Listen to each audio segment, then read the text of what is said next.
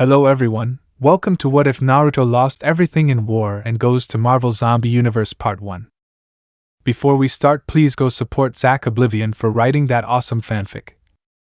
This is the translated version I made. There will be some wrong he or she calling here because it's translated, so let me clear this. Naruto is a male in this story. Prologue. The Shinobi World, more specifically, the Elemental Nations. On this continent, where once great and powerful ninjas from different villages abounded. Now everything was destroyed, all the people were wrapped in some kind of cocoons, enormous roots of energy came from the ground and covered everything in their path, also causing great destruction. But without a doubt the most striking thing was the moon. The cursed moon was now blood red, with several circles inside it, one inside the other, along with several commas, 3 in each circle, respectively. In this way, the moon was assimilated to a mixture between the Sharingan and the Rinnegan. Unrinna Sharingan. But how had all this happened? Simple, the Fourth Ninja World War had broken out. Which was, without a doubt, the largest war in the entire history of the Shinobi world. Many lost their lives in order to protect their free will, all this the work of Madara Uchiha, who turned out to be just another pawn in the great and complex plan of Kaguya Otsutsuki, the rabbit goddess. By the work of Madara, every living being on the face of the earth was trapped under the infinite Tsukuyumi, a super genjutsu, which was responsible for showing its victims a perfect and eternal world. In fact, the only ones who were not affected by this jutsu were Naruto Uzumaki, Sasuke Uchiha, Kakashi Hatake, and Sakura Haruno. This is because at the last second, the black-haired man used his Susanoo to protect them from the effect of the jutsu. Once the effects of the jutsu passed, Team 7 had the most difficult battle of their lives. They fought against the cursed goddess of chakra, who used her Rinna Sharingan to change dimensions at will.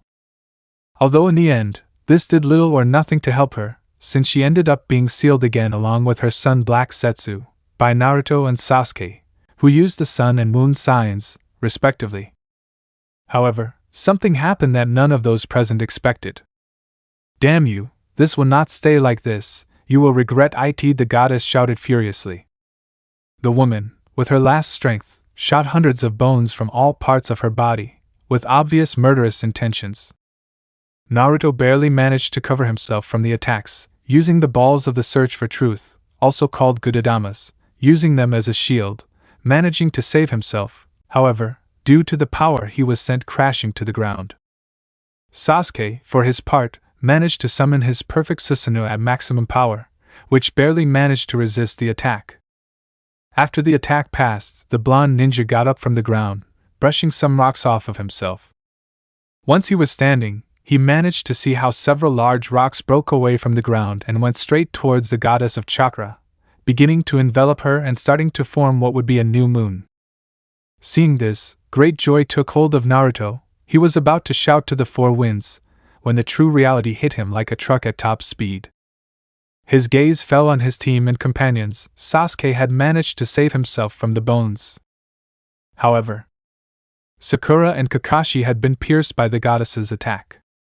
The pink-haired girl tried to say something, but her words died in her mouth as she turned into a pile of dust, leaving not a single trace. Desperate, he turned to see his sensei, who was on his knees looking at him with a sad smile as he turned to dust. Naruto ran as fast as he could to catch up with his sensei. Goodbye, Naruto. He had barely finished saying those words when his body completely turned into dust, just as Naruto was in front of him.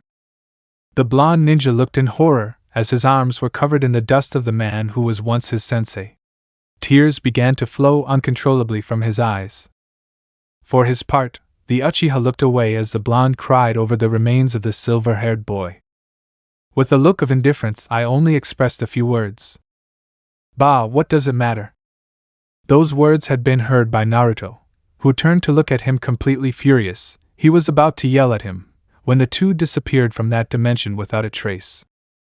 It turns out that the Sage of the Six Paths, Hagoromo Otsutsuki, along with the Hokages revived by the Edo Tensei, had used their chakra to bring them back. Naruto informed them what had happened to Sakura and Kakashi during the battle against Kaguya, to which the Kages felt bad for the boy.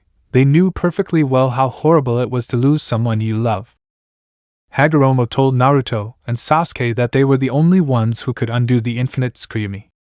However, to everyone's surprise, Sasuke refused, saying that he would kill the Kage and the tailed beasts, in order to take over all the nations and rule with an iron fist. Naruto was not only disappointed at this, but also furious. The Uchiha practically wanted to become a dictator. Stopping the urge to beat the emo to death, he first attempted to reason with the man he once considered a friend. Much to his chagrin, this was futile, and ended with Sasuke locking the Bijus away in some sort of moon. Luckily, he still had one of Kurama's halves inside him. The two headed to the Valley of the End, where their final battle would take place, not as friends, not as rivals, but as enemies. They both knew that their bond of friendship no longer existed. Naruto had finally understood that Sasuke stopped being his friend a long time ago. After all, a friend doesn't try to kill another friend.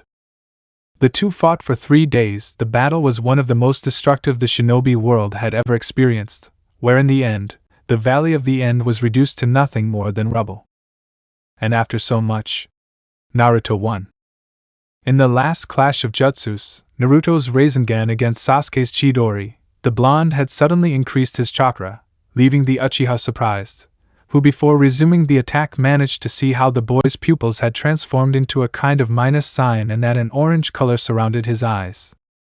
That's right, Naruto had entered Sage mode. It turns out that during the last part of the battle, he had sent a clone to gather as much natural energy as he could, which allowed him to access Sage mode once again. Thanks to this, he managed to overcome Sasuke's attack and won the battle. After the brutal clash of powers, both were lying on the ground extremely injured. Although Sasuke was the one who was in the worst condition, this was because he had lost his left arm in the crash. Apart from the fact that he didn't have a healing factor. Naruto, on the other hand, was extremely injured, but fortunately, he had not lost his arm, but he was completely exhausted. He barely had enough strength to not fall unconscious. Breathing heavily, the blonde found the strength to speak. Okay, Sasuke, it's over. I won now. We have to undo the infinite Tsukuyomi. Naruto expected the Uchiha to give him a negative or some insult as a response. However, the only thing he received was total and absolute silence. Hey, this is serious. After all this shit, I'm not in the mood for games, the Uzumaki said seriously, as he slowly stood up. Inside, an exhausted Kurama had a serious look. He already knew what was happening. And it wasn't good at all. The same. There was no response from Sasuke, only silence. This was already beginning to worry Naruto. Hey, are you okay, team? I asked, turning to look at the black-haired man with concern, expecting to see him unconscious. But what he saw was much worse than he imagined. Sasuke Uchiha. He was dead. Apparently the injuries sustained during his fights in the war, plus the huge loss of energy, and his battle against Naruto, had been too much even for him. Getting to the point where his body couldn't take it anymore and he collapsed. And no. This can't be happening. Desperation and fear began to make themselves present in Naruto. Sasuke, come on team, wake up already, this is not funny. Nothing, just silence, not a single noise from the Uchiha. This only increased the blonde's desperation even more. No, this can't be happening, he screamed in terror and desperation. Brat. Kurama said from the boy's mind. Without Sasuke we cannot undo the infinite Tsukuyomi. Naruto grabbed his hair roughly, almost tearing it out. His eyes were wide open. Now that the Uchiha was dead, they couldn't undo the jutsu. Everyone was trapped in that illusion. Forever. Tears of helplessness began to flow from her eyes, as she clenched her fists to the point of making them bleed. Several drops of sweat were falling down his face, his heart was beating rapidly. The image of his friends smiling appeared in his mind, as if his own conscience was torturing him. It was his fault. Because of him Sasuke was dead, and not only his friends, but everyone was doomed to sooner or later become Zetsus. Brat. Kurama said sadly, looking at his Jinchuriki and friend. It's my fault. I used too much power. If I had held back. The blonde didn't finish speaking when his furry friend interrupted him. If you had contained yourself, you would be dead right now. Listen, Naruto, none of this is your fault. It was the idiot Uchiha who didn't want to cooperate, all because of his stupid idea of becoming a dictator. If he hadn't done that stupid thing, none of this would be happening, the Bijou explained seriously. That doesn't matter anymore. Without Sasuke, we can't do anything. The least I can do is free the rest of the Bijous, he said seriously and sadly at the same time. The blonde stood up. His wounds had mostly been healed thanks to Kurama's healing factor. He still had many wounds, but he had enough strength to stand up. Before leaving, he turned around, looking at the corpse of the one he once considered his friend. With a look of frustration and helplessness, he left the place, leaving the black-haired man's corpse as food for the crows. He walked slowly. In his condition, he couldn't push himself too much. As he walked, all he could see were cocoons, those damn cocoons, where his friends were locked up, along with thousands of innocent people. The cold of the night hit his neck. The night sky was adorned by the light of the reddish moon, that moon that he now hated with all his might. After walking for a few minutes, which seemed like hours to him, horrible hours where the only thing he could see were those cocoons, he finally reached the small meteors where the Bijous were trapped. Once there, he used the little chakra of Kurama that he still had left. With that little power, he managed to enter Kyuubi mode. Naruto created a Bijudama and fired it towards the sky, more specifically, to the center of where the spheres were floating. The attack exploded, generating a large shockwave and destroying a large part of the spheres. After the explosion dried up, a deep silence reigned in the place. Suddenly, from one of the spheres, a huge arm emerged, full of orange hair and sharp claws. The other half of Kurama had awakened. A few seconds later, the same thing happened to the other spheres. It was only a matter of seconds before all the Bijous were free. Although, they weren't very happy. Where the hell is that damn Uchiha brat? The other half of Kurama asked furiously. The big fox's anger dissipated when he saw his human friend in front of him. Brat, I must assume that you managed to defeat the Uchiha, he said seriously. The fact that the blonde was alive was clear proof that he had won the fight. However, he had a very bad feeling. This feeling only increased when I saw how Naruto lowered his gaze sadly. The Uzumaki began to explain to the Bijous what had happened in their battle against the Emo Avenger. The tailed beasts were surprised and thoughtful at what the human had told them. So that happened. I'm very sorry, Matatabi said sadly, looking at the human. Naruto didn't say anything, he just stood there, head down and completely devastated. An awkward silence took over the place, until one of the Bijous decided to speak. And, now what? Asked the one-tailed Tanuki, drawing the attention of his brothers and Naruto himself. If all the humans, well, almost all of them, are trapped, that means we are alone, the war is over, there are no more humans who want our power, we are free, but what do we do now? What Shikaka said made both his Bijou brothers and Naruto himself think. He was right, now that the humans would not bother or persecute them anymore, they were free. However, they had nothing to do.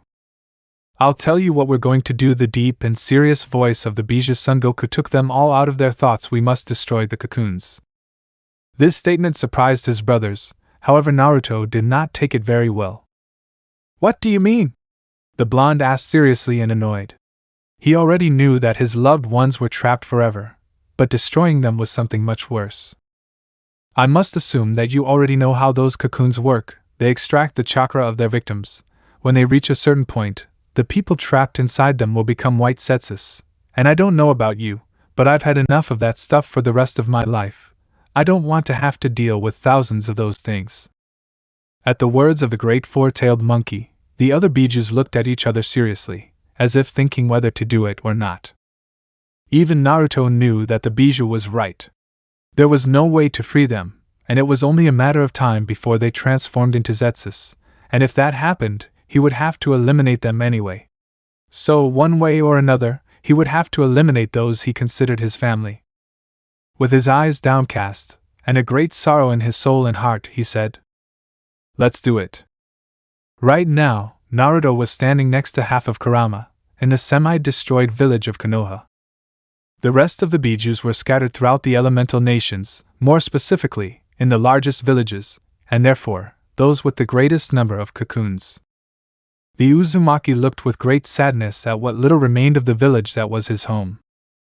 Kurama knew this was painful for him, but he also knew they had no other choice. "Let's finish this," said the blonde ninja with a broken voice. Almost simultaneously, the 9-tailed beasts each began to charge a Bijudama. Little by little, the chakra spheres became larger. After a few seconds, the spheres were ready. This was even ironic. The tailed beasts that had attacked the villages in the past were now, in a way, finishing what they started. Without further ado, the 9 Bijas simultaneously launched the Bijudamas. As Naruto watched the large chakra sphere impact directly against his home, memories of all the moments he spent up until that day came to his mind. All the battles. All the defeats. All his friends. A gigantic explosion made the whole place rumble, at the same time that the cocoons were consumed and destroyed by said attack of the 9-tailed Biju. Rivers of tears flowed from her blue eyes as she looked at the great crater, which was once her home, where she lived so many adventures. As Nagato would say, he was now feeling the real pain. The same thing that happened in Konoha happened with the rest of the villages. But it wasn't just there. Both Naruto and the 9 Bijus spent days separately traveling through all the elemental nations, searching for and destroying every cocoon they found. 2 weeks had already passed, 2 weeks in which the Bijus and Naruto dedicated themselves to exterminating every asshole they saw.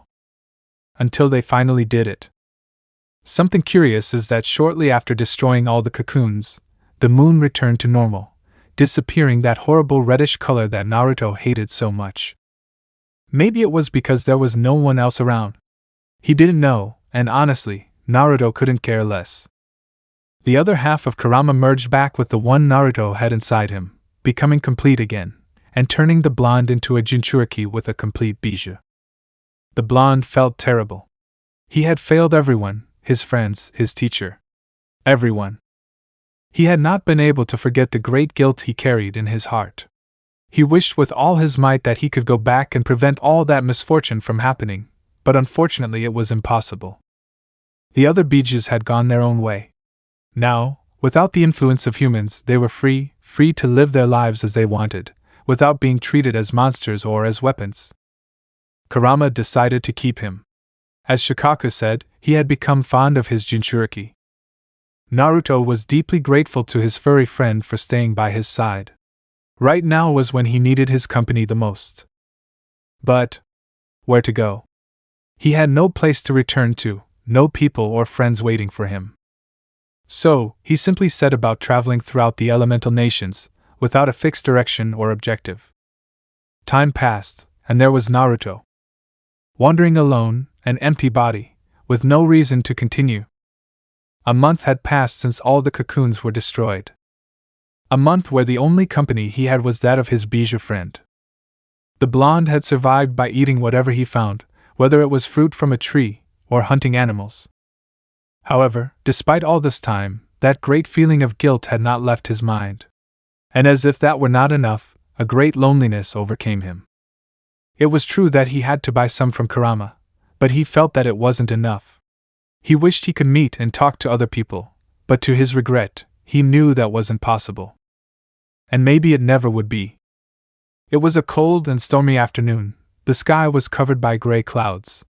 A strong wind shook the treetops, even causing some leaves to separate from their branches, being carried away by the wind. Thunder could be heard in the distance, the sound rumbling throughout the place. In a nearby bend was our blonde ninja, who was taking shelter from the storm. Naruto was shivering slightly. He was very cold. His clothes were quite damaged. With a blank stare, he gazed out at the storm. Memories of his friends came to his mind, as if his own conscience would not allow him to forget what had happened, torturing him over and over again with that same memory. "Guys, I really miss you," she thought as a tear ran down her cheek. The blonde lay down on the rocky wall of the curve, trying to at least get some sleep. It was uncomfortable, but there was nothing else to worry about. Little by little, he closed his eyes until he finally managed to fall asleep. In his dream, Naruto was in Konoha, which was intact, without a single scratch.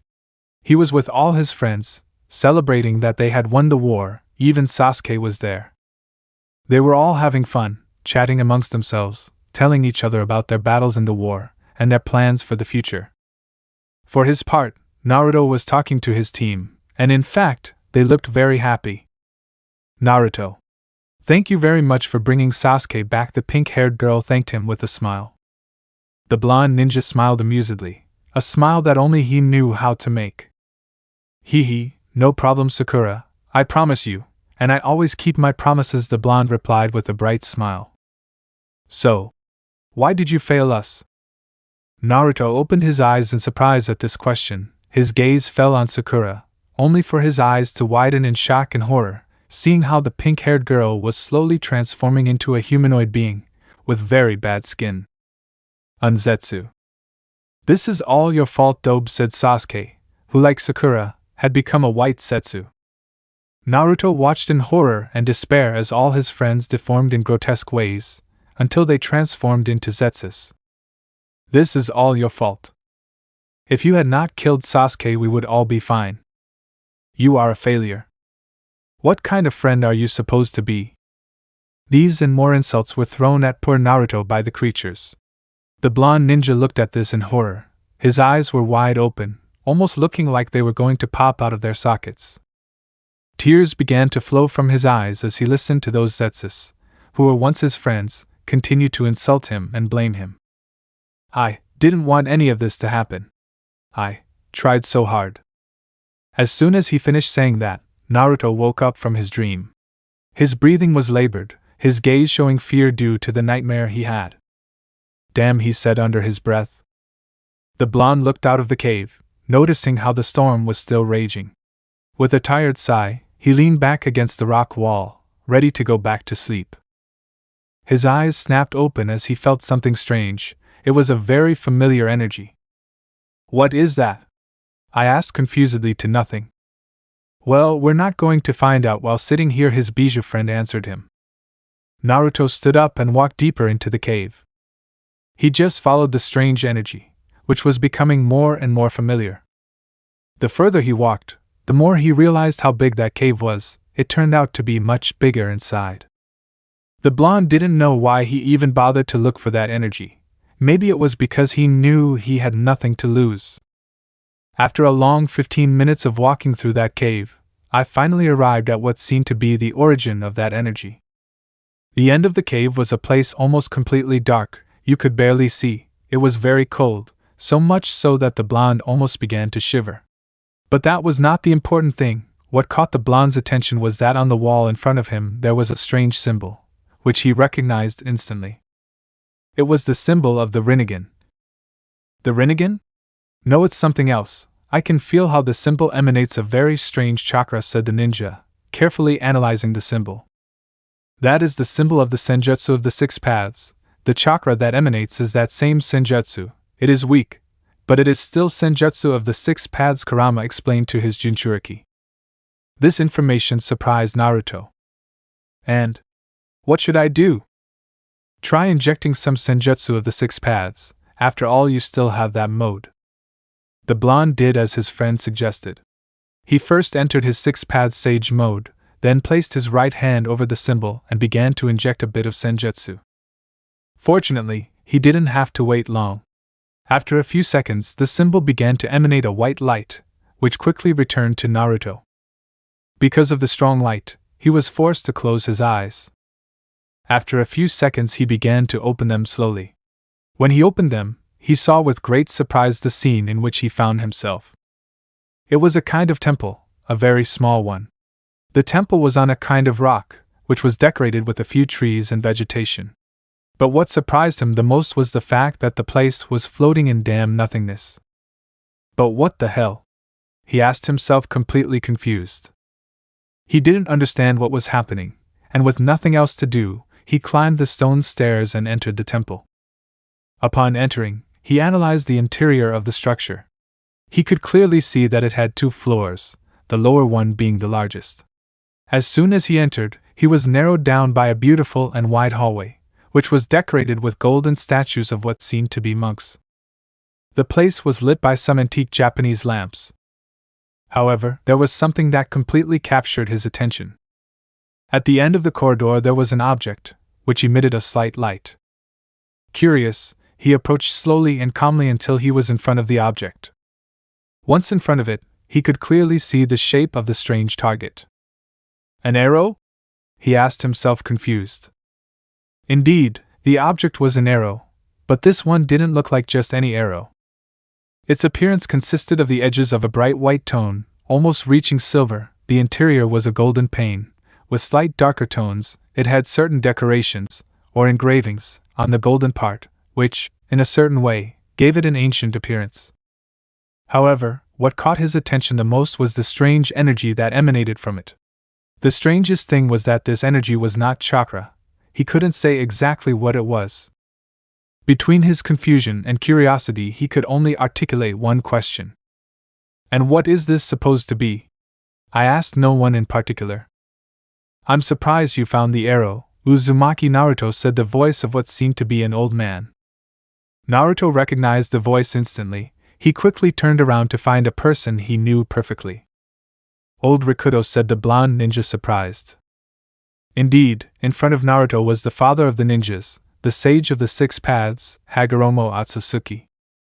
It's a pleasure to see you again, reincarnation of Ashura, Naruto Uzumaki, the old man said with a smile. But how are you here? Aren't you supposed to be dead? He asked, confused. I left a part of my soul in the seal, in case someone ever managed to activate it, he explained calmly. I see, but what is this place? And above all, what is this arrow? It's obvious that it's not something normal, the blonde asked seriously, looking directly at the father of the ninjas. Hagoromo put on a serious face, while letting out a sigh. Many years ago, shortly after my brother and I sealed our mother, the gray-haired man began to explain. Oh great, just what I needed, more secrets about the shinobi world, as if Ashura and Indra hadn't been enough, Naruto thought with some annoyance. It was a day like any other, however everything changed. It started as a flash in the sky, which turned into a small tremor on the earth. That day, a rock had fallen from the sky, a meteorite. People, curious about this phenomenon, could not contain their curiosity, and approached the rock. A few days after this, a strange disease appeared in those who had come into contact with the meteorite. Those people began to die due to this disease. However, after that, strange things began to happen. It turns out that some of these people managed to overcome this disease, but in doing so, they obtained new and unique abilities, never before seen in the shinobi world. Some people used these abilities to help others, but others used them for their own selfish purposes. Because of this, a battle broke out between the people who possessed these abilities, which were called stands. During the battle, the stand users perished. Despite this, my brother and I discovered that a man had extracted a fragment of the meteorite and had melted it, creating in this way a special arrow, the stand arrow, which gave the ability to have a stand to those who were inserted. However, some people could not withstand its power, and died as a result. My brother and I searched for it and hid it, due to the great danger that it represented, and to make sure that no one, except me and my brother, could enter, we sealed this pocket dimension with a seal based on my own chakra. Once the Otsutsuki finished his explanation, or rather, his story, he looked at the reincarnation of his son. Naruto's eyes were wide open in shock, although not too much. After everything he saw in the war, an arrow that gives strange powers is the most normal thing he had heard. I think I understand, said the blonde, coming out of his surprise, when another doubt came to his mind. Wait a second, why instead of hiding it, didn't they destroy it? We thought we might need your power in the future, in case Mother returned or some threat arose, Hagoromo explained. I understand. Now what? Chakra's father closed his eyes for a second, thinking about his answer. After a few seconds, he opened his eyes again, looking seriously at the blonde. You could try using the arrow, Otsutsuki said seriously. Naruto opened his eyes in surprise at what the sage said. However, his expression changed to one of seriousness. Why should I use it? You told me that arrow could kill people. He expressed his clear distrust at the idea of using that arrow. The limits of that arrow are unknown even to me. Who knows, maybe you could get something that will help you solve the problem you're going through, and I think you're the one who can withstand its power. After all, you're Kurama's Jinchuriki, you can use Senjutsu, the power of the six paths, and you're also the reincarnation of Ashura. I think that's more than enough to be able to withstand the arrow, Hagoromo said with a somewhat amused smile, but at the same time with a serious voice. Naruto couldn't deny what the white-haired man said. After everything that happened, he didn't believe that a simple arrow could kill him. It would be ridiculous for someone who managed to survive a battle against the goddess of chakra to die from an arrow. Even if I died, it wouldn't be so bad. After all, what else does he have to lose? Without further ado, Naruto approached the arrow, ready to take it. But just before he could take it, the arrow moved on its own and stuck in his wrist. This action of the object surprised both the blonde and the chakra's father. The arrow didn't stop there, it kept moving until it entered the blonde's entire arm, who felt for a second as if an electric shock ran through every part of his being. A sort of sky-blue aura began to surround the boy. Hagoromo watched in surprise as the celestial aura surrounded the body of his son's reincarnation, causing a smile to appear on his face. It seems the arrow accepted it, he thought happily. After a few seconds, the arrow separated from the boy and fell to the ground. Naruto took a calming breath. That was weird, he said, recovering from the strange sensation that the arrow left him. Once he recovered, he began to check his condition, instantly noticing how his body was surrounded by a celestial aura. So, it worked. Now I need to know what power it gave me.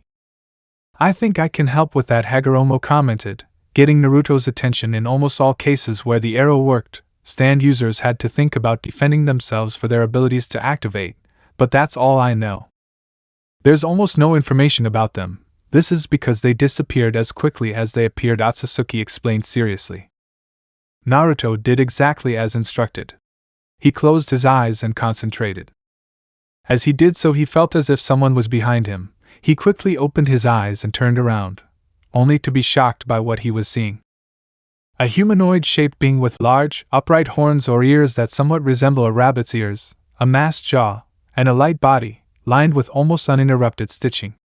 It is designed in the image of leather strands that are sewn together, like a baseball. Beneath its forehead, its eyes seemed to emit a cold stare. Naruto looked in wonder at the being that was less than a meter away from him. Kurama was the same as his friend. In his entire life he had seen many things, but this was one of the most curious. It's impressive. But I still don't know what it does, said the blonde. The boy turned to look at the sage of the six paths. That depends on you. I can't stay any longer. The only thing I can do is wish you luck. Goodbye, Naruto Uzumaki. After saying that, Hagoromo vanished in front of the blonde.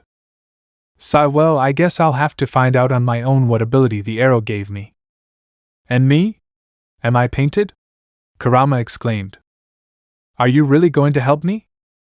Nah, not really, but I wish you luck. I'm going to sleep. And just as he said, the big fox went to sleep, leaving Naruto with a big drop of anime-style sweat. Well, the ninja turned to look at his new stand. With a curious look, we have to discover what your ability is. Which apparently is not talking. Time passed. Naruto spent about 3 hours trying to figure out the ability of his stand, but none of his attempts were successful. The only thing he managed to discover was how to summon and store his stand, but unfortunately, nothing more. Right now, the blonde was lying on a makeshift futon. During his travels through the elemental nations, he had managed to find several things to survive, including several blankets, which helped him survive the cold. Tired, especially mentally, the blonde lay down on his futon. God, what a day! Now it turns out that I have a stand ability, which I know nothing about. I wonder what my ability consists of. I would love it to be able to travel through time. So I could go back in time and fix everything, he said while his voice became sadder and more melancholic.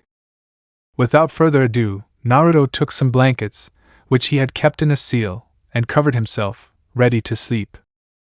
However, the blonde ninja didn't notice how his stand appeared behind him. From one second to the next, the blonde smiled as if he were floating. I stopped feeling the floor. Instantly, and somewhat alarmed, he opened his eyes, only to be met with a huge surprise. He was floating in what seemed to be a bright golden space.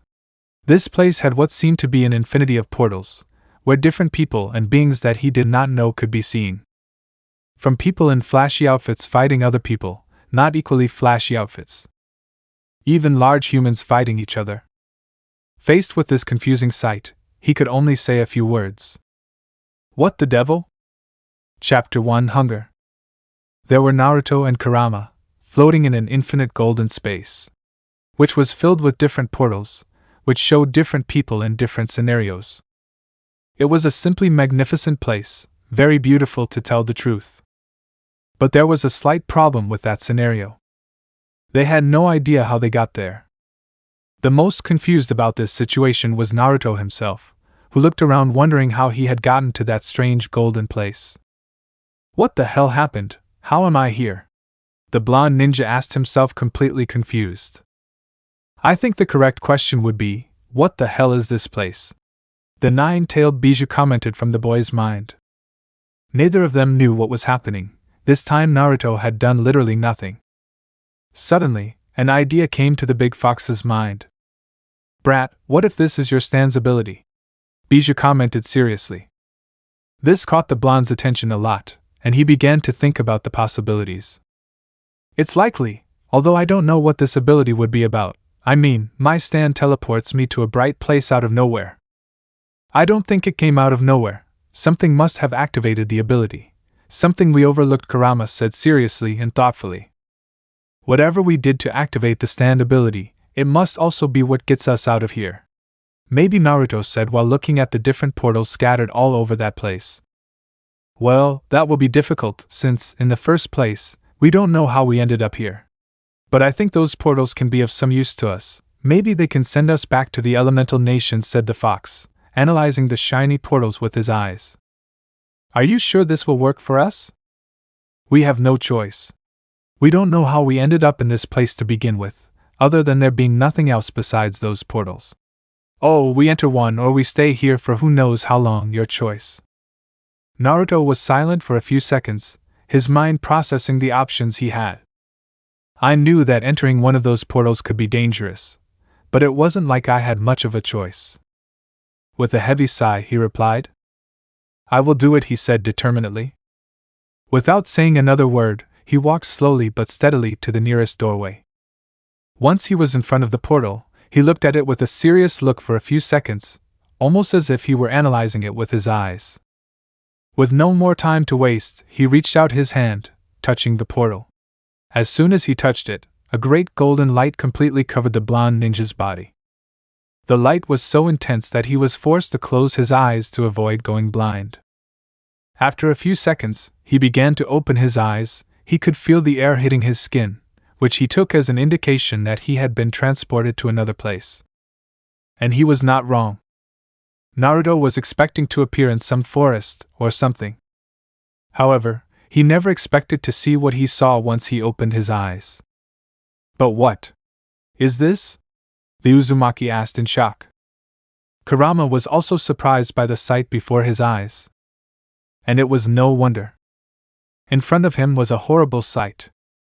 I was in what appeared to be some sort of village, but the buildings were very tall, some even taller than the Hokage Tower itself. But what really surprised him was the fact that the place was almost completely destroyed. Most of the structures were severely damaged, some had been reduced to rubble. Some parts of the place were even on fire. Naruto had to cover his nose as the horrible smell of blood and rotting flesh filled his nostrils. Very well, this place is horrible, the Bijou said with displeasure. Thank you very much, Captain Obvious, the blonde replied sarcastically. Kurama was about to answer the boy. However, something caught both of their attention. It sounded like a battle. A very intense one.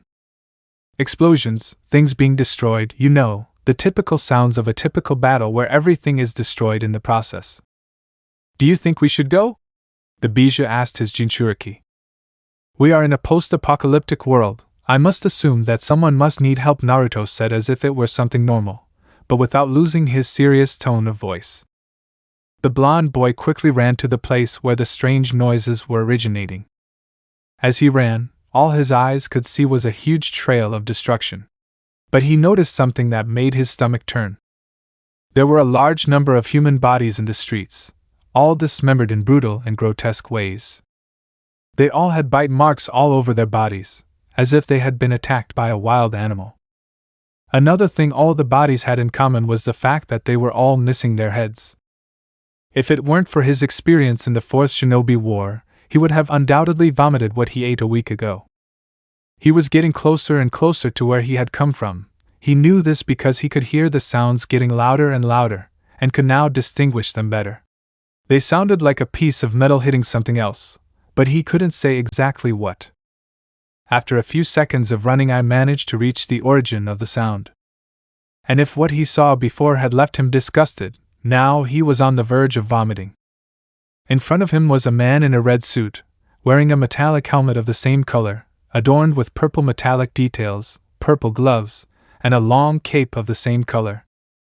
But this was not what caused the boy's reaction. What really disgusted him was that, in front of that man, there were a large number of people in very colorful suits, to put it one way. However, these people were in a disgusting state. Their skin had parts of a putrid green color, eyes completely white and lifeless, teeth crooked, rotten and a little sharp, and their clothes were torn or ripped. For the love of all chakra, what are those things? Are they even human? Kurama exclaimed, looking with disgust at such repugnant beings. Naruto was looking at those beings in shock. His doubts only increased upon witnessing such monstrosities. The blonde ninja was brought out of his thoughts when one of the monsters spoke. "It's over, Magneto, you're trapped here with us, you have no escape now," exclaimed a large person, who was wearing a red suit, with a very striking metallic belt. Said being was looking at the one now known as Magneto, with a smile that demonstrated his clear thirst for blood. Another of these beings, who wore a blue suit and carried a shield with a star in the center, spoke. "I know you don't expect to be devoured, but if you surrender, I give you my word that you will die a quick death." "Damn it, I want to hear him scream. Fighting is half the fun, I'd been waiting for this," exclaimed another of the beings, who was wearing a yellow and black suit. The strangest thing about this being is that it pulled out 3 long, sharp claws from its knuckles. "Give up, you're a mess, why go through one last battle?" This time, a person spoke in a completely red suit, apart from the fact that said suit covered his eyes, although somehow, that didn't prevent him from seeing. "Don't underestimate me, monsters, I still have a lot of energy left," Magneto exclaimed. Naruto watched in surprise as the moment the man raised his hands, a large number of metal targets shot out at full speed against the zombies. They received Magneto's attack head-on. It almost seemed like a hail of bullets. "I must admit, the guy knows how to defend himself," though, Kurama said, a little surprised to see the mutant's ability and power. "He can control metal, it's a very useful and versatile power," the blonde commented, analyzing Magneto's power.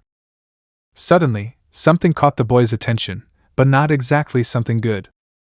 It was only for a second, but it was more than enough to realize what was happening. One of those monsters, this time a woman, who had a black suit with yellow parts, the most notable thing being that she had 2 pairs of wings, whose appearance resembles that of an insect, attached to her back. Said woman had shrunk to the size of a fly, and was flying rapidly towards Magneto, who was recovering after having spent much of his energy in that attack. Naruto opened his eyes as he realized the zombie woman's intentions. "Careful." The scream was loud enough to draw the attention of everyone present, including the zombies, who turned to see the origin of the voice, finding Naruto. Magneto looked at the blonde with great surprise. "It can't be a survivor?" He had barely finished speaking when he noticed out of the corner of his eye something flying past at high speed just a few centimeters from his head. Only then did he hear a scream of pain. He quickly turned to the source of that scream, only to find himself facing the tiny body of the wasp, which had been split in half, thanks to a black kunai. Magneto turned his gaze to the blonde, noticing how he had his hand raised, which indicated that he had been the one responsible for throwing the kunai, and therefore, saving his life. "Janet," the giant zombie exclaimed, looking at the one now called Janet with concern. "Well, today must be our lucky day, we found more food," Colonel America exclaimed, looking at the blonde ninja with a dark look. Naruto just stared seriously at the group of zombies. In a second, they would appear next to Magneto, surprising him due to their great speed. "Hey buddy, are you okay?" he asked seriously, but without taking his eyes off the zombies. The mutant came out of his astonishment, hearing the blonde's question. "I'm fine, but I don't think I can continue for much longer. It would be best if we left," he said in a low voice, so that the zombie heroes wouldn't hear them. "I understand," he replied seriously. But the zombies were tired of waiting, they were hungry, and they weren't going to let them escape. "You're not going anywhere, Avengers, attack!" Colonel America shouted. In this way, all the monsters pounced on both of them, with clear murderous intentions. "Anything I should know about these things?" he asked while taking a couple of kunais out of his pockets. "Yes, for no reason let them bite or scratch you. If they do, they will end up turning you into one of them," explained the mutant, while gathering the little strength he had left for one last fight. With that in mind, Naruto and Magneto charged towards the monsters in the same way. The blonde was forced to dodge the blow of a woman, whose skin was completely green. He began to attack her with his kunais, in viral places, managing to stab her in one of her lungs. However, Naruto was surprised when, despite having a punctured lung, she continued to attack him relentlessly. Apparently these things are immune to pain, he thought while dodging the green woman's blows. With a quick movement, he managed to catch both of the woman's fists, although with great difficulty. It was clear that she was very strong. Naruto saw a zombie, wearing Nordic armor and using a hammer, heading towards him at full speed. Just before he managed to hit him, I used the green woman's body to hit him. In this way I managed to drive away the two zombies. Magneto, for his part, was resisting as best he could, using all the metal around him to fight the zombies. The good thing was that they were in the middle of a city, which, despite being destroyed, still had tons of metal and cement. Naruto noticed how Magneto's strength was beginning to fail. He knew he wouldn't last long. "I can't distract myself," he thought seriously. Before he could do anything, a spider web of sorts stuck to his right wrist. He turned around, seeing that the person responsible was a person in a red and blue suit, which had a spider logo on the chest. "Come on, buddy, just stop resisting. At least let us give you a little bite," said the spider zombie. In response, Naruto liked the spider web and slammed it into the ground, generating a small crater, followed by a small smoke screen. "Rot, freak, although I think you were already rotting before we arrived," said the blonde in a mocking voice. He was forced to react at the moment when a green and extremely muscular giant lunged at him with enormous force. "Hulk hungry," the giant shouted. Naruto was sent flying due to a blow, courtesy of the zombie monster. He was sent tumbling until he crashed into a house, which instantly collapsed on top of him, leaving him buried in the rubble. Magneto looked at this in horror, believing that the blonde had died due to the blow. And it was normal to believe it, after all, Hulk was one of the strongest heroes, physically speaking. "Well done, Hulk, now everyone, let's finish off Magneto once and for all. I'm dying of hunger," Hank Pym exclaimed with a sickly smile. However, before anyone else could do or say anything, all the rubble where the mysterious blonde's body was supposedly buried flew through the air. "It can't be," said a surprised Hawkeye. Everyone present watched in surprise as the blonde boy emerged from the rubble, walking calmly. "Phew, I must say, that was an excellent hit," he said while holding his right arm. This limb had received the most damage, but had not emerged intact. Naruto's arm was broken. "Don't let him go, he's hurt, we have to take advantage," Colonel America exclaimed. The zombies were about to pounce on the blonde to devour him, however, they stopped short when they saw a strange bubbling orange energy surrounding the damaged limb.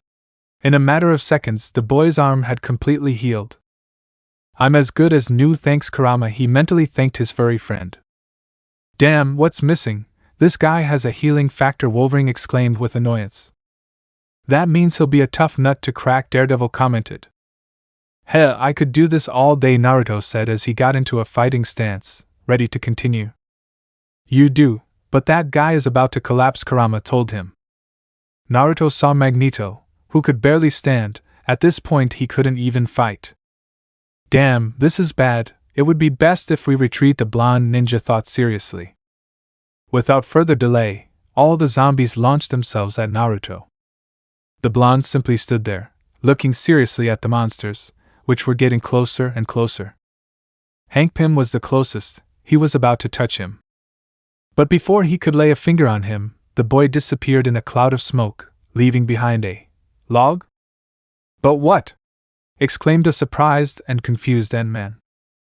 Thor, who was about to attack Magneto, was brutally hit on the chin.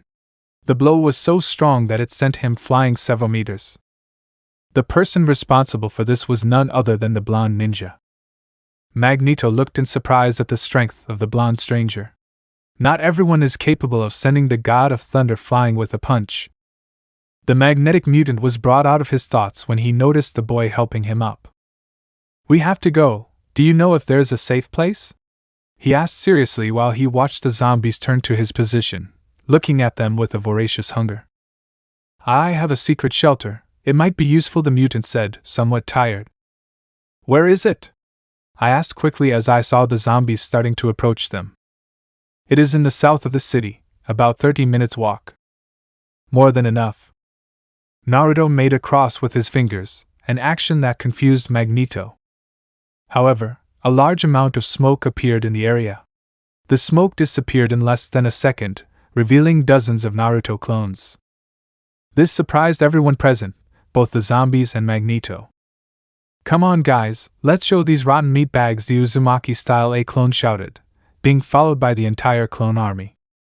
Not even a second passed, and a great battle between the group of zombie heroes against the group of clones. This reminds me of Star Wars, and I hate Star Wars, said the zombie Spider-Man while punching a clone in the face. At that, Ant-Man would grow much larger, taking a clone in his hand and bringing it to his mouth ready to eat it.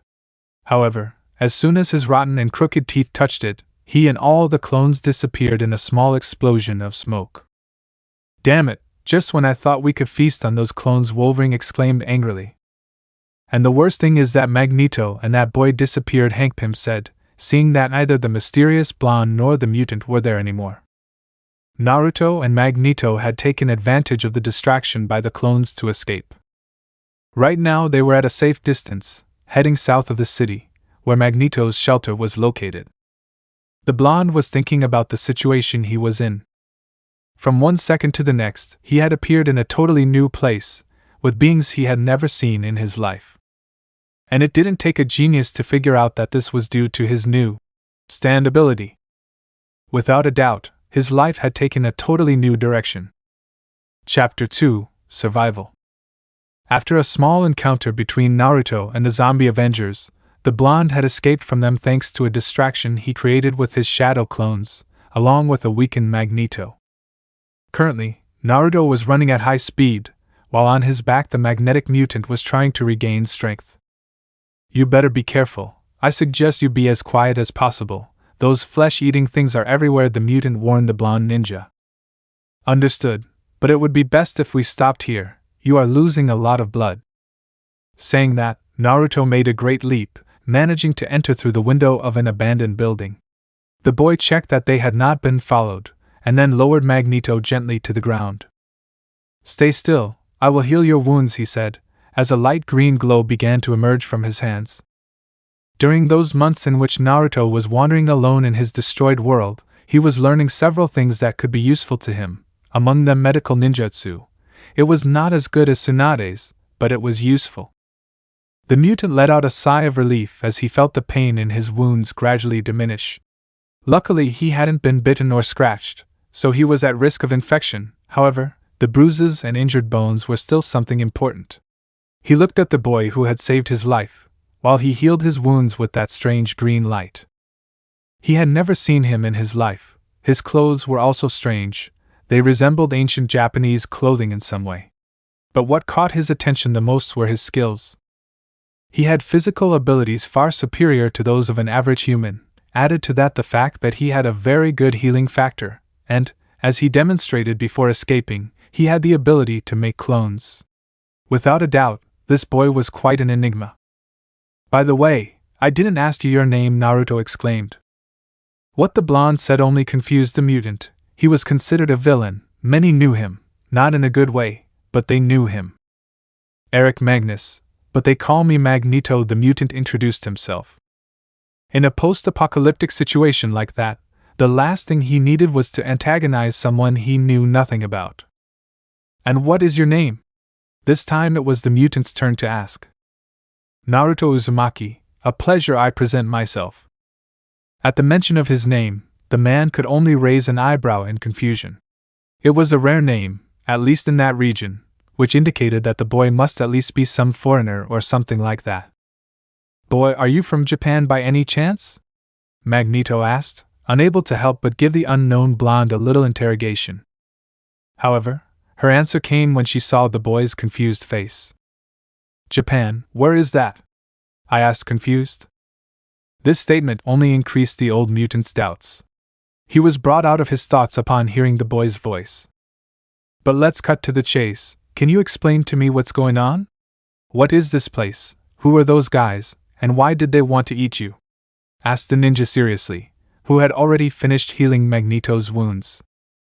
This action by the blonde-haired man left the mutant stupefied. How was it possible that this boy did not know that he was in the middle of a zombie apocalypse? It was simply inconceivable. Suddenly, an idea came to the old man's mind.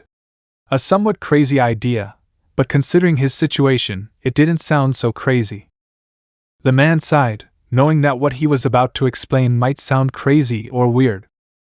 Listen, boy, he said, getting his attention, I think I know what's going on with you and your situation. Naruto opened his eyes slightly in surprise at this. He didn't know what was going on, and it was a great help to have someone explain it to him, or help him. I won't beat around the bush and get straight to the point. We don't even have much time. I don't think you're really from this universe, the magnetic mutant said directly and seriously. At this statement, Naruto's eyes widened in shock. He was totally surprised by this fact. Although he had already traveled through several dimensions in his fights against Madara and Kagaya, he never imagined that he would have the ability to perform such a feat. But how are you so sure? He asked, still surprised by the mutant's statement. Look, kid, it wouldn't be the first time we've dealt with issues of travel between universes. In fact, an acquaintance of mine was working on a machine to escape to another universe. Shortly after this madness began, he explained while remembering a certain Tin Man. This fact caught the Jinchuriki's attention a bit, but he decided to put it aside for the moment. And answering your other questions, I'll try to summarize it as best as possible. The man sighed heavily, knowing he had a lot to explain, and they didn't have much time. In this world there are people with superpowers, some of whom defend the innocent and all that, in a few words, the heroes. While on the other hand, there are those who have taken a more personal path, which only because of them we are already classified as villains, the mutant quickly explained. These data managed to both surprise and interest Naruto. They were somewhat similar to his world, but he still had several doubts. And which side were you on? He asked seriously. Naruto had changed a lot after the war and the loss of his world. He was no longer the same stupid child as before. He knew how to recognize when someone was hiding something from him. Magneto sighed. Yes, boy, I am what they would call a villain, but that is according to them. From my point of view, I am just someone who defends his own ideology, said the mutant in an extremely serious manner. Naruto simply stared at him for a few seconds. The man with magnetic powers began to get internally nervous. The last thing he needed was a new enemy apart from the almost infinite amount of zombies. The blonde simply let out a sigh before answering. In the situation we are in, I doubt that matters, Naruto commented without much importance. And it was true, they were in a bucking zombie apocalypse. It was no time to split up. A deathly silence filled the emaciated place. However, it was broken a few seconds later, when the blonde asked the man a new question. Now explain to me, how did you end up surrounded by those things? The imperative ninja asked seriously. We had been called to the Tricarrier. It was a giant base, so to speak. All the surviving heroes had been called. I went too. If I wanted to survive, I had to ally with them. We made a plan to rescue everyone we could, but everything went to shit. The plan was a failure. The heroes were infected, others were killed and devoured. Luckily, I managed to survive, but I found myself surrounded by all those monstrosities. If you hadn't arrived, I would have been their dinner right now, the mutant narrated seriously. Naruto stared at the man with a face that expressed a mix of seriousness and sadness. I see, I'm sorry about what happened to them, he said with a sad tone. You're not the one who should be apologizing, the mutant whispered weakly. However, Naruto heard him. He was about to ask him what he meant, when suddenly, a device on the mutant's wrist began to emit a sound like an alarm. Magneto opened his eyes, completely shocked by this event. Impossible. Whisper. A small screen would come out of a device, located on the mutant's right wrist. On said screen the silhouette of a person could be seen, which was very blurry, not being able to identify his identity well. But despite this, Magneto instantly became extremely happy. You! It can't be! When I lost contact with you I thought you had, the mutant exclaimed, completely surprised and happy. The attack damaged a lot of our systems, but we were able to fix them at last. We were able to re-establish our communication system with you just now, sir. I apologize for the loss of contact, said the mysterious person. Have you survived? Are you alive? Not all of us survived, there are 12 of us here. But Asteroid M is practically intact and operational. I thought we had lost, I thought it was over, but if they are alive there could be others. We have to organize, rebuild, plan, there is a lot to do, Magneto said seriously. At the same time a slight glimmer of hope could be noticed in his eyes. Did he send a ship for you?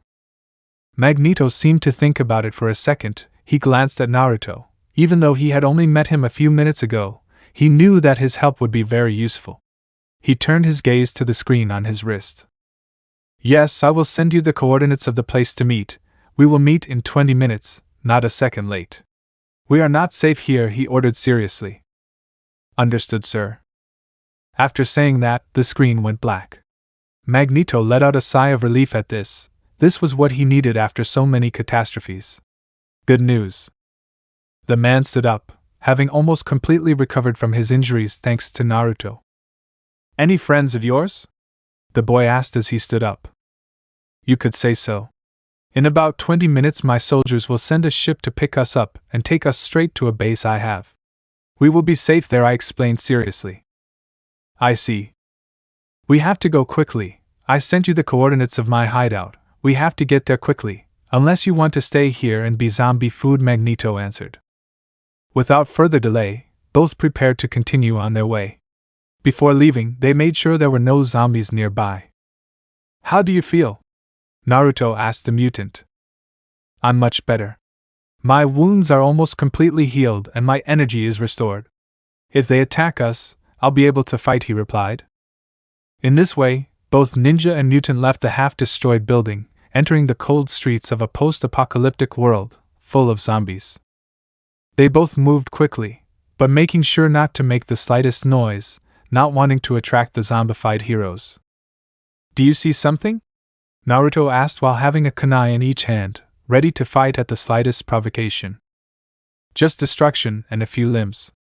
No trace of those things, for now one of the few living mutants answered. I see. Is it much further to the meeting place? There are a few blocks left. We should arrive in about 10 minutes. Or maybe less if we're lucky, the mutant exclaimed, keeping his guard up. They both continued advancing a few meters, until Naruto stopped, drawing the attention of his new mutant ally. What's going on? Magneto asked, ready to fight in case it was the flesh-eating monsters.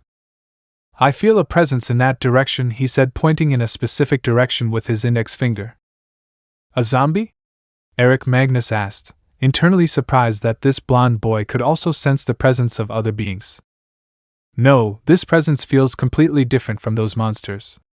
It's a normal person, a survivor, he said, surprising Magneto. The fact that there were more survivors left the mutant more than surprised, but also made him start to think that maybe not everything was lost. That there was still hope. We must help him, said the blonde seriously. Magneto seemed to think about it for a second. If someone had really managed to survive, and if that someone was a hero, then it would be very useful to them. However, it could also be a trap. those flesh-eating monsters were not stupid. They were capable of creating very elaborate plans in order to obtain more of their coveted food. Okay, let's go. But we have to be very careful. If it turns out to be a trap, we'll escape as quickly as possible, exclaimed the mutant with magnetic powers in a serious manner. Naruto simply nodded at his companion's advice, completely agreeing. Well, sort of, even if it was a trap, there was still a survivor, and he wasn't going to leave them at the mercy of those undead creatures. In this way, both of them headed towards the direction where the survivor was supposedly located. Both of them made sure that they didn't encounter any zombies on the way, more specifically, the zombified heroes. They were on high guard and ready for battle should any zombie hero or villain appear. Luckily, though, they only encountered zombie civilians, which they took care of eliminating quickly and stealthily. The last thing they wanted was for these to attract more of their own. It took them a couple of minutes to reach the place where Naruto detected the surviving person. The blonde ninja detected a slight chakra under a house, more specifically, in what seemed to be the basement of the residence. This is it, said the blonde, looking seriously at the entrance of the place. It would be best if we both went in, but also create some clones to keep watch. Better safe than sorry, Magneto suggested. Naruto nodded, agreeing with the idea. He created about 5 shadow clones, which guarded the surroundings, making sure there were no infected nearby. Without further delay, both of them entered the basement with their guard up. Naruto had a kunai in his hand, while Magneto had activated his powers. As they walked down the worn, old wooden staircase, they realized that there was little light in the place. The little light that allowed them to see a little was what filtered through the entrance. Once they got completely down, they could see that the place was a kind of laboratory or medical room, having several machines and objects that were used in surgeries. But what caught their attention the most was that a few meters away there was a kind of technological capsule. Magneto glanced at Naruto, who simply nodded, almost as if he had read his mind. The mutant reached out his hand towards the capsule, using his powers to open it and discover what, or rather, who was hiding there. The moment he opened it, the mutant's eyes widened when he saw who was there. Oh my god, the villain whispered in shock. Naruto looked confused at the mutant's reaction. I assume you know him, or am I wrong? The blonde ninja asked. Yes, I know him perfectly. And let me tell you something. He can be of great help to us, the mutant said. I see, and tell me, what is your name? I asked seriously. Among the community of heroes they call him Black Panther. Chapter 3, Allies. Both Naruto and the mutant with magnetic powers looked surprised and slightly disgusted at the state of the animal-themed hero. He was in a more than deplorable state. He was missing a leg and an arm, and several scars could be seen on various parts of his body. The blonde Jinchuriki looked closely at the hero known as Black Panther. From the noticeable scars and the toned body, it was easy to see that he was an experienced warrior. But coming out of his thoughts, he remembered the situation they were in.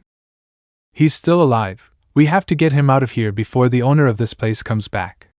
And I don't think he's going to come alone, said the blonde seriously. Magneto didn't say anything, agreeing with what the blonde ninja had said. The mutant carefully picked up the wounded hero and carried him on his back as if he were a sack of potatoes. Are you sure you can handle him? Naruto asked his new partner. I'm fine. This old body still has some energy left, the magnetic mutant replied. Without wasting any more time, the two quickly left that disgusting basement. As they left, they were greeted by the horrible smell of ashes and sulfur, followed by rotting flesh. As they walked, heading to the area where they were going to meet Magneto's men, the blonde boy saw all the destruction with a sad and melancholic look. It brings back memories, right? His fox friend asked him, from inside his mind. His voice, despite sounding as serious as ever, also had a slight hint of concern for the only human he considers his friend. Yes. But I can't help it. When I see all this destruction, I can't help but remember our world. No matter how hard I try, no matter where I look, even when I close my eyes. All I can see is the world I grew up in, the world where I was raised, the world where I lived so many adventures with my friends, the world that I lost, she replied with a distressed tone, although her face still maintained a serious and unchanging expression. The Bijou fell silent upon hearing his Jinchuriki's words. He was about to say something, when suddenly Magneto's voice abruptly brought him out of his thoughts. "Quick, hide!" the mutant exclaimed. He pulled Naruto, both hiding behind a large piece of rubble. "What's wrong?" the ninja asked, confused and on alert. Although he soon realized the reason for Magneto's reaction. A presence had appeared a few meters away from them. The blonde realized that he hadn't detected it because he was distracted by his internal conversation with his Bijou friend. He internally scolded himself for that rookie mistake. He watched as Magneto signaled him to remain silent with his index finger. He nodded. Carefully, they both slowly poked their heads over the edge of the rubble to see who it was exactly. The zombie had a yellow band around the top of its head, covering its eyes and hair. All of its clothes were green, leaving its chest exposed. Where some traces of what appeared to be a black tattoo could be noticed, it had a high yellow collar and a belt of the same color. Apart from having the same characteristics of all the other zombies, rotting skin, sharp and malformed teeth, and some missing parts of its body, apart from the fact that its clothes were full of blood and mud. "Do you know him?" Naruto asked the Omega class mutant in a low voice. "Yes, his name is Iron Fist. As his name implies, he has the ability to concentrate great force in his fist, allowing him to cause great damage. Apart from that, he controls an energy called chi, or something like that," the mutant with magnetic powers explained seriously. Naruto seemed somewhat interested in the former hero's abilities. But he was forced out of his thoughts when he saw Magneto slowly raising his hand towards the zombie, who was turning his back on them, completely unaware of their presence. Quickly, I grabbed the mutant's wrist, stopping him from using his magnetic powers. "What do you think you're doing?" the ninja asked the former villain. "That's what I should be telling you. Why are you stopping me?" "We have to eliminate him," I exclaimed, annoyed by the interruption. "Yes, I already know that. But not now," he exclaimed, confusing his companion. "If we kill him, it would be like leaving a clue about our whereabouts. The other zombies would know that we were here and it would be easier for them to locate us," the blonde ninja explained seriously. Magneto remained silent upon hearing what Naruto said. He didn't like to admit it, but the boy was right. With no other option, he lowered his hand silently. Afterwards, the zombie Iron Fist walked away, unaware of the presence of both. Taking advantage of the fact that the zombified hero was gone, the two continued on their way through the devastated city. The journey was in complete and utter silence, neither of them being in the mood to start a conversation. However, that silence was broken when a certain black feline-themed hero began to wake up. "He's waking up," Magneto said, surprised. "Don't tell me. If you didn't tell me, I wouldn't have found out," said the blonde, with a foxy smile. The Omega-level mutant decided to ignore the comment of the ninja carrying a stand, and focus all his attention on the hero, who was slowly waking up. Little by little, Black Panther began to open his eyes. The light bothered him and he had trouble clearing his vision. Although he could hear someone calling him. "Panther, wake up," the mutant said seriously. The named one was finally able to clear his vision, seeing in front of him an old enemy, along with a blonde teenager he didn't know. "Emma Magneto?" the hero asked with difficulty. "Calm down, everything is okay," he said in a softer voice, trying to calm the hero. What happened?" I asked, somewhat stunned. "We found you in an abandoned basement, without both of your arms. I'm sorry about that," the blonde ninja said now, looking with compassion at the state of the hero, who now realized that he was without his upper limbs. "I see. I thank you for saving me." The king of Wakanda thanked them. "By the way, we haven't been introduced. Boy, what's your name?" "A pleasure, my name is Naruto Uzumaki, and to sum it up, I come from another universe or world, however you want to put it. I ended up in this place by accident," explained the Uzumaki. The feline hero seemed quite surprised by this information. "I see. Well, I must say that you came at the worst time. And you could say that again. It just happened to arrive in the middle of another apocalypse." The blonde complained about his bad luck. Although something he said didn't go unnoticed by both of them. The boy had said, another apocalypse. That meant that some event of great magnitude happened in their world. Magneto seemed to be the most interested in getting answers from his new allies past. But there would be time for questions later. Now the important thing was to find his men to go immediately to Asteroid M. There they could think about their next move. Well, what are we going to do now? The armless hero asked seriously. We were waiting for my men to arrive. I guess it shouldn't take much longer. I hope, said the mutant with magnetic powers. Suddenly, a male voice, very familiar to the mutant, was heard behind the small group of survivors. Sir, I finally found you. The aforementioned turned around as quickly as he could. Upon doing so, he encountered Fabian Cortez, who was accompanied by a group of acolytes. Instantly, a great joy and relief ran through the Omega rank mutant's body upon seeing his soldiers again. Yes, they came, Magneto affirmed, looking at them. I didn't believe miracles existed, Chala said, smiling slightly. Save your words, Panther. We have other more important matters at the moment, Magneto interrupted him, noticing how behind them was the ship that would take them to their base, the Asteroid M. Are they coming, sir? Fabian asked, looking at the armless hero and the Jinchuriki. The mission was to save as many as we could, but unfortunately, we were only able to save 2, replied the mutant with magnetic powers. They wasted no time and all boarded the ship. Although they had to help Chala get on, due to his lack of arms. The ship took off, heading towards its destination. Naruto watched in amazement as the ship rose higher and higher into the sky, even going far above the clouds. The boy was very surprised by the incredible technology that existed in that world. His surprise only increased when he saw how the ship approached a huge structure, which floated in the infinite and dark abyss of space. Amazing.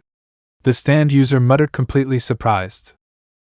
The small ship managed to land successfully on the large space station, known as Asteroid M. It managed to dock perfectly with the large spaceship. Without further delay, the doors opened, revealing a silver-colored corridor in front of them. Everyone got out of the ship without any problems, although Naruto looks at the whole place with great astonishment. All this technology is incredible, Naruto thought, looking at the whole place and its advanced technology. If you think about it, compared to all this, the elemental nations are like the Stone Age, Kurama told him, from inside his mind.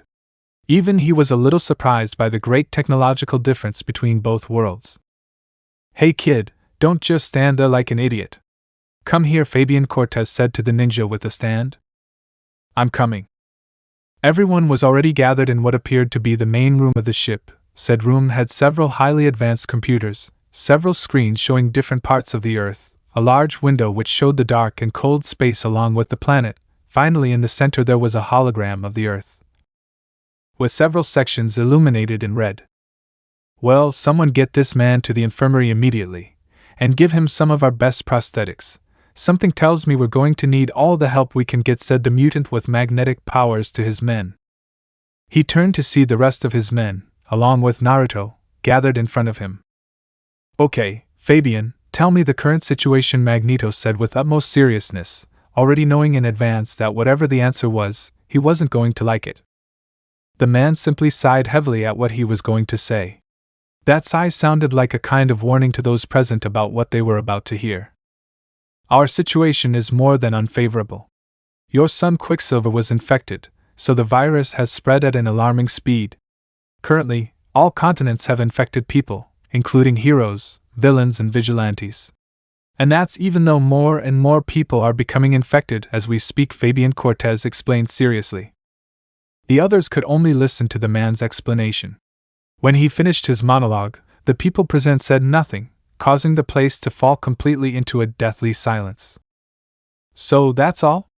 Naruto's voice broke the silence and made everyone present turn to look at him. I want to believe that you have some kind of plan or something to combat this, right? Magneto turned his deadly serious gaze towards his subordinate, who perfectly understood his lord's unasked question and decided to speak again. Well, we don't have a plan per se, but our sensors managed to find something, he said, then pressed some buttons on the dashboard. In full view of everyone, the hologram showing the image of the planet Earth disappeared, and a second later, it showed the image of a place, more specifically a country. A country that everyone present, except Naruto, knew. Latveria? Magneto asked, confused. That what? Naruto asked, being the most confused of those present as he didn't know what they were talking about. It's a country. Ruled by an old acquaintance, Dr. Victor Von Doom. It's a place where they have a great amount of both highly advanced technology, as well as a great knowledge about different types of magic. Magneto explained this time, looking seriously at the blonde ninja. Naruto looked surprised and slightly interested in the place. The Omega-level mutant turned his attention to his subordinate. And what does Latveria have to do with all this?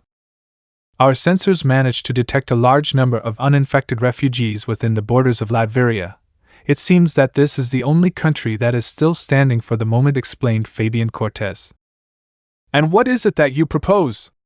Magneto asked again.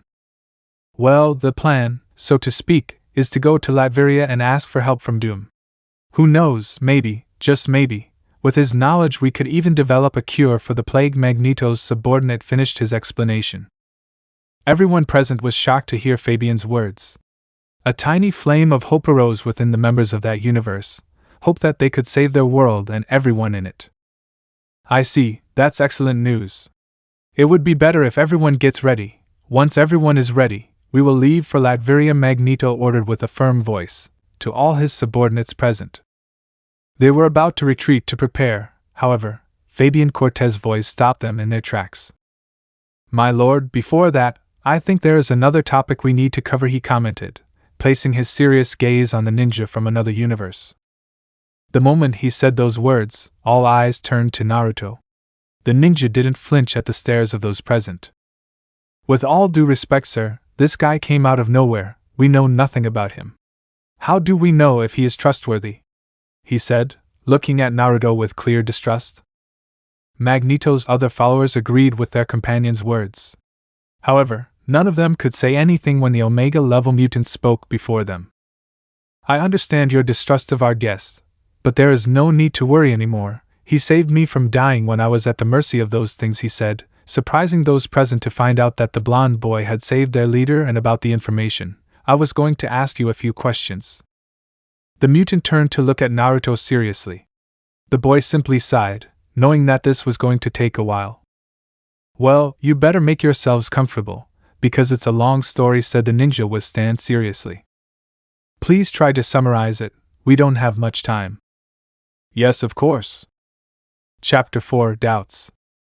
Okay, let me see if I understand, Fabian Cortez said seriously. In your universe everyone is a ninja, you have a giant fox inside you, which gives you great power. A great war occurred which ended with everything and everyone, except for you. You wandered for months until you found a magic arrow, which gave you, apparently, the power to travel between universes, and you ended up accidentally activating that power, which was what ended up bringing you here. Basically, yes, Naruto answered. The ninja had already explained to them, in the most concise way possible, his story and how he ended up in that universe. To say that those present were not surprised would be a foolish thing to say. Although they already knew of the existence of other universes, they only knew of worlds that were variants of them. They knew nothing beyond that. And the fact that this mysterious blonde boy came from a totally different world from theirs generated great surprise, as well as a lot of curiosity. However, some couldn't help but pity the boy. He had lost his entire world and friends, only to find himself in another world, which was already on its last legs because of a damn virus, which seemed to be taken from the darkest bowels of hell itself. No doubt someone up there didn't want the blonde boy. Soon the entire room was plunged into a deep silence, which was broken by the mutant with magnetic powers. And what are you going to do? He asked seriously, bringing the blonde ninja out of his thoughts. What are you talking about? I mean, once we're done with this whole zombie thing. Well, if we manage to finish this, what are you going to do? As you said yourself, you came to this world by accident, but your world is completely destroyed, so, once all this is over, what are you going to do? Magneto said in an extremely serious manner. At what the mutant said, Naruto sank back into his thoughts. He knew he was right, his world was completely uninhabited, the only exception being the Bijou. But they weren't the same, he needed the company of other humans, or at least other people. The time he was completely alone almost made him lose his sanity completely. if it weren't for the company of Kurama and the Bijou. Not even he knows what he would have been capable of doing. In his mind there was only one question. What was he going to do? Magneto watched as the stand ninja was lost in his thoughts, his gaze clearly showing his lack of response to that question. In a way, he couldn't blame him. He had just lost his world, only to accidentally go to another one, which was already on its last legs. Letting out a heavy sigh, Magneto rubbed the bridge of his nose, trying to ease the stress of this whole apocalyptic-level situation. He quickly raised his head, knowing that the time they had was getting shorter. All right, everyone get ready, prepare a ship, give Chala some prosthetics. In a few minutes we will leave for Latveria, he seriously ordered his henchmen, who nodded, beginning to prepare everything for when they descended to the location of the country ruled by Doom. Naruto was about to leave, when the voice of the mutant with magnetic powers interrupted him. Naruto, I have something to talk to you about, and it has to do with that ability of yours, he said, getting the blonde boy's attention. Naruto was confused when he heard the mutant's words, however, he agreed without any problems. Taking advantage of the fact that the others were preparing their things to travel to Latveria, they could both talk without any problem. I'd like you to explain to me what you know so far about your ability, apart from the fact that it allows you to travel between universes, Magneto exclaimed seriously. Naruto thought for a few seconds, while trying to remember everything he knew about his recent ability. I don't have much information, this power is unknown even in my world. The little I know is that it is called stand ability, or simply stand. It is represented, in my case, as a humanoid entity with rabbit ears, and it is the one that gives me my ability. I don't know how it is activated or how the travel between universes is used. The only thing I know is how to summon the humanoid entity, Naruto explained, the little he knew about his ability. Which, in fact, was only the little information that the Sage of the Six Paths had provided him, before arriving in that world full of zombies. Magneto thought for a few seconds about the information that the blonde ninja had just given him. After a few seconds of pure silence, he decided to speak. Are you able to summon that being? The mutant asked seriously. Naruto simply nodded at his ally's request. He closed his eyes and began to concentrate. Remembering the words of the Sage of the Six Paths, he simply had to will his stand to appear, which was all too easy. In less than a second, the humanoid entity with rabbit features manifested behind the ninja. Although there was a problem. What's wrong, can't you do it? Magneto asked confused. Naruto opened his eyes. Looking confused at the mutant, he turned around, seeing his stand floating behind him, which only made his confusion increase. What do you mean? I already summoned him, he's right behind me, said the blonde, surprised. What the blonde said only managed to generate even more doubts in the mutant's mind, who was already thinking about the different possible abilities and characteristics that the boy's stand could have.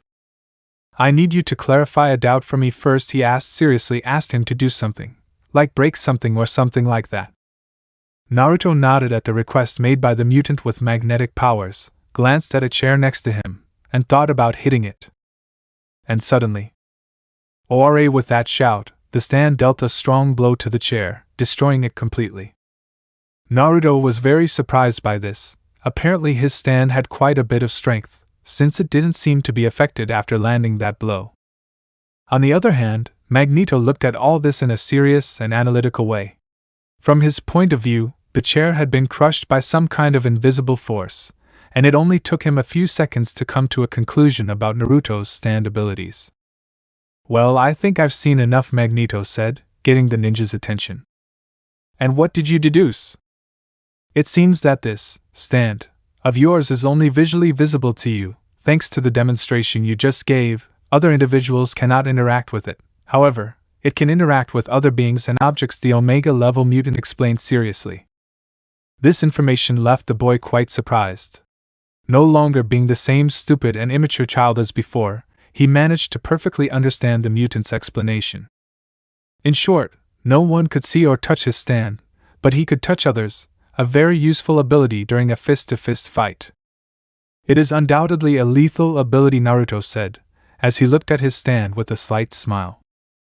Leaving that aside, there is another problem that I should solve as soon as possible, Magneto said, generating doubt in the shinobi. I am referring to your ability to travel between universes. Do not forget that, if things go wrong, that could be our only way out of this universe. Naruto nodded, agreeing with what Magneto had said. He had to discover how to activate the travel between universes at will. The last thing he wanted at that moment was to be trapped in another post-apocalyptic world. Let's not waste any more time, the ships should be ready by now. We'll leave for Latveria immediately, said the mutant, leaving the room, followed by Naruto. I hope everything ends well, thought the stand user ninja. A couple of hours of travel later, the squad of mutants, along with the blonde ninja, managed to reach the small country led by Dr. Doom, Latveria. Although the sight that greeted them was not the most encouraging. Oh my God! Fabian Cortez said in shock, as he saw the state the place was in. The entire group was in a state similar to Magneto's subordinate. Their expressions ranged from shock to terror. The part of Latveria they were in was the capital, which had a large castle, this being the most notable feature of the place. This castle was extremely large compared to the rest of the place. However, that was not what caught the group's attention. What generated these reactions was due to the apocalyptic and discouraging state in which the place was found. Almost all the houses around the castle were completely destroyed, a few others were on fire, and due to all the fire there were several black clouds, due to the ashes. Those who were once the inhabitants of the small country were now victims of that horrible virus, being nothing more than beasts that killed and devoured without hesitation anyone who was not infected. The only structure still standing was Doom's castle, which was being attacked by a zombified Goliath. Goliath is a dark-skinned hero who has the ability to greatly increase his size. He wore a white and blue suit, which was stained with blood and mud, and had the typical features of the infected, completely white and lifeless eyes, along with crooked and rotten teeth. The zombified hero was launching several blows against Doom's castle. Said castle was being protected by an energy shield, which seemed like it would not be able to resist the giant zombies' blows much longer. This is worse than I thought, Magneto said with frustration upon seeing the state of Latveria. Sir, from the behavior of that infected, we can determine that there are still people inside the castle, said Fabian Cortez, looking at a screen on the ship. That's a relief. But how are we going to get past that behemoth? He exclaimed, annoyed. At that moment, the blonde boy had an idea. I think I can take care of that for you, Naruto exclaimed with a smile. And how are you going to do that? Fabian Cortez asked. You just trust me. Open the door to this thing and I'll take care of the rest, he asked seriously. Are you ready, Kurama? I was born smart, brat, his friend Bijou answered him. Magneto simply sighed at this, signaling Fabian to open the ship's door. I hope you know what you're doing. Naruto simply nodded, approaching the open door of the ship. Without hesitation, he jumped for a second, beginning to fall into the void. However, this did not worry him in the least. Now. With that thought, a great golden glow surrounded the Uzumaki's body. The glow was so great that it managed to capture the attention of all the infected in the area, including that of the enormous Goliath. The light was so strong that it forced everyone present to cover their eyes so as not to go blind. When the light hit the ground, a slight earthquake occurred in the place. Due to the force of the same, the zombified Goliath almost fell, but managed to hold on. Once the glow disappeared, everyone was able to open their eyes again, and what they saw left them speechless, especially Magneto and his soldiers. My God! Said the mutant, surprised by what his eyes were seeing. A huge fox made of golden energy stood imposingly in front of Goliath. Its body had several black lines and runes marked on it. 9 gigantic tails rose intimidatingly behind it, giving it an even more imposing and powerful appearance. Inside the fox's head was Naruto, who had entered his Kurama mode. Now his entire being and clothes seemed to be made of a kind of bright golden fire, apart from having his eyes a deep red color with the pupils slit. This can really be called a fight of titans, the ninja thought, as he watched Goliath stand up, ready to fight. The zombie Goliath launched himself at the great fox, giving a great roar of war. His steps are fast and aggressive, demonstrating his clear desperation to devour the flesh of the blonde ninja. Each of his steps manages to generate a small tremor in the place, apart from crushing several infected in the process. The beast advances quickly and manages to connect a strong charge against the great golden fox, which crashes into a nearby building, destroying it in a matter of seconds. On the other hand, Magneto and his henchmen take advantage of the distraction given to them by their most recent ally, and quickly fly to the entrance of Dr. Doom's castle. Goliath lets out a loud roar, starting to launch strong blows against the figure of the Bijou.